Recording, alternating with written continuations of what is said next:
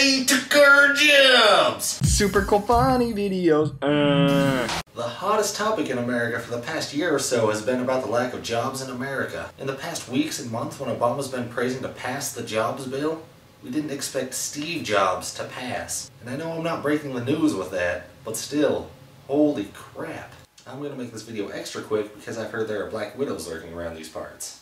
Steve Jobs died at 56 years old. I'm less than half that, and I'm not ready to go myself. Since the introduction of the Macintosh back in the 80s, Steve Jobs has been a leader in innovation, not just in this country, but around the globe. His work with Apple has changed things.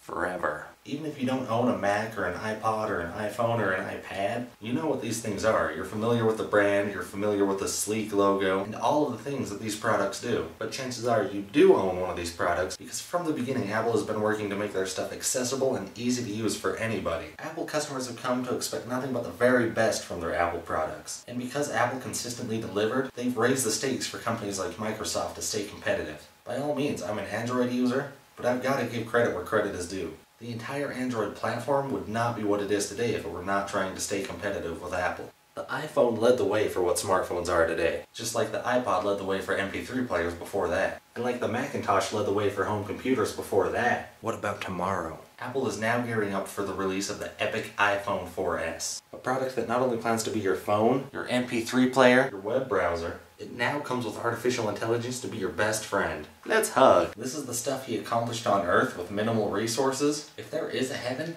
I want to go just to see what this guy's creating up there. Cause it's gonna be freaking sweet. With his passing, he leaves behind an incredible legacy. It makes me wonder, what am I doing here? What's the legacy I'm leaving behind? So as the news of his death still continues to sink in with me and what his innovations mean to my life,